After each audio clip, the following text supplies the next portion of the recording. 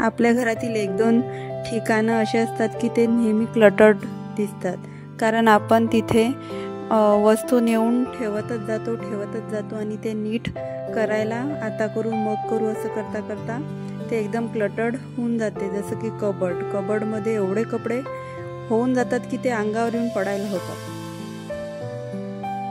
Hello and welcome back. स्वागत आहे तुमचं माझ्या यूट्यूब चॅनलमध्ये, ज्याचं नाव आहे रुदाज मॉम लाईफस्टाईल.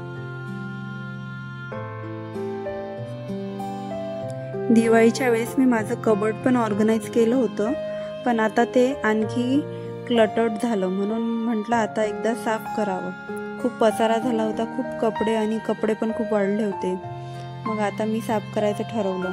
तर मी काय केलं, आधी सगळे कपडे बाहेर काढून ठेवले आणि ते कबर्ड पुसून घेतलं. कपाट पुसता हृदयाचं सुरू होतं त्याच्यामध्ये जाऊन बसायचं. ती जाऊन बसली पण होती आणि पडता वाचली. बरं झालं पडली नाही. मग मी माझे कपडे आणि माझ्या हस्बंडचे कपडे वेगवेगळे केले आणि माझे जे सूट्स आहेत ज्यामध्ये वर्क आहे त्या कपड्यांच्या मी घड्या घालून त्याच ड्रेसच्या पॅन्टमध्ये ठेवून त्यामध्ये ओढणी पण टाकून ठेवली, जेणेकरून मला कधी पण एखादी सूट सेट काढायचा असेल तर मी लगेच तो घेऊ शकेल. मला पॅन्ट ओढणी असं वेगवेगळं शोधावं लागणार नाही.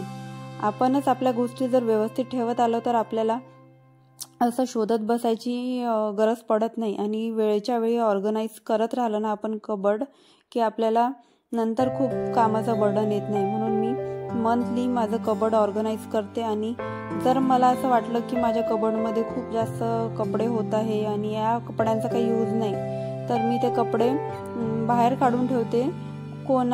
गरजूंना मी डोनेट करते. माझं तर असं होत नाही, मी माझे कपडे पूर्ण यूज करते. मी फाटकपर्यंत कपडे घालते. हां, खरं आहे. पण हृदयाच्या पप्पांचं असं आहे की त्यांचं कपडे वरचेवर घेणं सुरूच असतं आणि थोडा कलर फेंट झाला का ते फेकून देतात. मग ते कपडे चांगलेच असतात तर मी गरजूंना ते डोनेट करून टाकते. आता माझ्या ज्या सिल्कच्या साड्या आहेत त्या मी अशा केसेसमध्ये ठेवून घेते. साड्यांचा काही मला जास्त उपयोग होत नाही, मी साड्या खूप कमी घालते, त्यामुळे मी या केसेसचा यूज करते आणि माझ्या साड्या यामध्ये खूप चांगल्या राहतात. आपण कधी पण कबर्ड उघडलं तर माझा डिरेक्ट साडीला हात लागत नाही आणि चांगली साडी माझी खराब होत नाही. अशा मी ऑनलाईन मागवलेल्या आहे आणि यामध्ये साड्या पण बऱ्याच मावतात. 10 ते 12 साड्या आपल्या यामध्ये आरामात मावतात. मी आता इथे साड्या ठेवून घेते. हृदयाचं एवढं मध्ये सुरू होतं, मी जर काही करत असली तर ती लगेच मध्ये येऊन तिला पण ते करायचं असतं. तिला पण पुसायचं होतं, तिने पण पुसलं आणि आता ती मध्ये करत आहे. आता मी त्या केसमध्ये पण माझ्या 10 ते 12 साड्या मावल्या आहे आणि याच्यामध्ये पण मी साड्या घेऊन घेते. इथे हृदया पण घडी करत आहे कपड्यांची. आणि आता मी तिसरी केस घेतली आहे आणि त्याच्यामध्ये सगळे माझे ब्लाऊज ठेवून घेणार आहे. ब्लाऊजसाठी मी वेगळी केस सध्याच घेतली नाही आहे, पण मी नंतर बघेल. पण सध्या मी याच केसमध्ये माझे ब्लाऊजेस ठेवते. ब्लाऊज आणि पेटीकोट मला एका जागेवर मिळतात. पेटीकोटचं असं आहे की मी अल्टरनेट सगळ्या साडींवर ते घालते. डार्क साडीवर मग डार्क पेटीकोट माझा चालून जातो, म्हणून मी काही जास्त पेटीकोट घेतले नाही आहे. म्हणून माझे 2-3 पेटीकोट या ब्लाऊज केसमध्ये आरामात येऊन जातात. आणि आता हृदया या ब्लाऊज केसमध्ये पण येऊन बसलेली आहे. आज काय माहिती तिला काय झालेलं आहे, ती खूप मध्ये करत आहे. मग तिला म्हणत आहे मी उठ, तर ती म्हणत आहे मला नाही उठायचं. तर मी आता हे सगळे ब्लाऊज मी ठेवून देते एका जागेवर आणि मग नंतर त्यामध्ये मी माझे पेटीकोटसुद्धा ठेवणार आहे. आणि हिचं तर उठायचं नावच नाही. मी तिची उठायची वाट बघत आहे. शेवटी मलाच तिला उठवावं लागलं आणि माझे ब्लाऊज ठेवावं लागले. आणि केलेल्या ब्लाऊजांची घडी पण इथे मोडून टाकली आहे तिने. परत मी माझे ब्लाऊज इथे भरून ठेवले आहे. आणि आता नंतर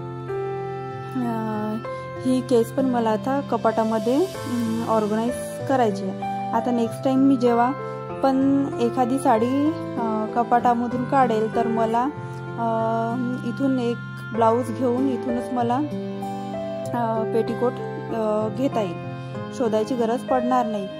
दुसऱ्या जागेवर पेटीकोट आणि ब्लाऊज दुसऱ्या जागेवर असं काही होणार नाही. मग आता मी हा हेवी वर्कचा ब्लाऊज वगैरे सगळे ब्लाऊज आपले जे असेल सिल्कचे यामध्ये सेफ राहतात.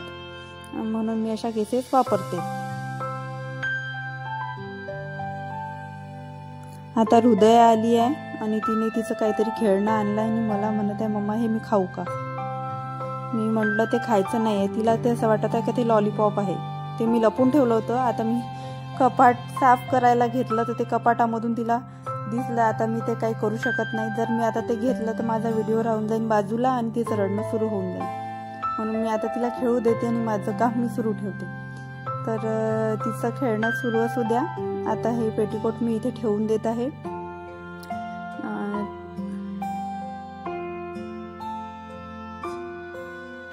तुम्ही बघू शकता ह्या केसेसमध्ये साड्या ठेवल्यामुळे साड्या पण एकदम व्यवस्थित राहतात आणि कपडे एकावर एक असे ठेवल्यामुळे ते घसरत पण नाही, नीट बसतात. नाही तर साड्यांवर आपण जर कपडे ठेवले की साड्यांवर साड्या ठेवल्या आणि त्या नुसत्याच अशा ठेवल्या तर त्या घसरतात आणि ते कपडे पण खाली पडतात, त्याचा प्रॉब्लेम होतो.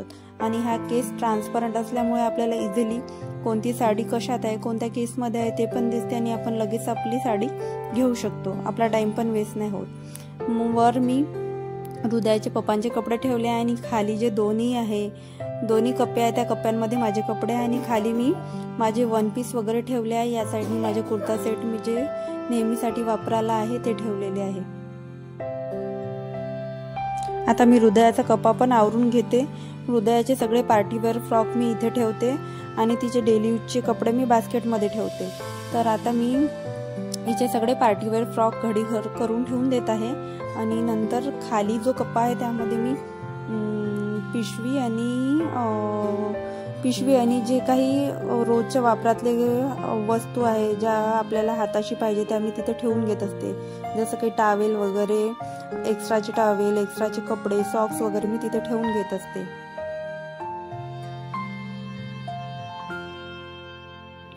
ह्या वरच्या कप्प्यामध्ये मी डेली लागणाऱ्या वस्तू वगैरे, कंगवा वगैरे अशा वस्तू मी वर ठेवलेल्या आहे. इथे पण मी थोडं पुसून घेते आणि सगळ्या वस्तू जागच्या जागेवर ठेवून देते. आणि तुम्हाला कसं वाटलं माझं आजचं कबर्ड ऑर्गनायझेशन तुम्ही मला नक्की कमेंटमध्ये सांगा. आणि व्हिडिओ जरा देखील आवडला असल्यास व्हिडिओला एक लाईक आणि चॅनलला सबस्क्राईब करायला विसरू नका. चला तर मैत्रिणींनो, बाय बाय. नक्की भेटूया नेक्स्ट व्हिडिओमध्ये.